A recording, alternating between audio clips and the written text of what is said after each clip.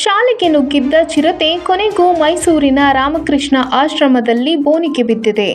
4 ದಿನಗಳ ಹಿಂದೆಯಷ್ಟೇ ಚಿರತೆ ಸೆರೆಗೆ ಅರಣ್ಯ ಇಲಾಖೆಯವರು ಬೋನು ಇರಿಸಿದ್ದರು. ಇಂದು ಮುಂಜಾನೆ 4 ವರ್ಷದ ಗಂಡು ಚಿರತೆ ಸೆರೆಯಾಗಿದ್ದು, ಇಲಾಖೆಯ ವಲಯ ಅಧಿಕಾರಿಗಳಾದ RFO ಕೆ. ಸುರೇಂದ್ರ ಮತ್ತು ಸಿಬ್ಬಂದಿ ಉಪಸ್ಥಿತಿಯಲ್ಲಿ ಚಿರತೆ ಸೆರೆ ಹಿಡಿದಿದ್ದು, ಚಿರತೆಯನ್ನು ಅರಣ್ಯಕ್ಕೆ ರವಾನೆ ಮಾಡಲಾಗಿದೆ.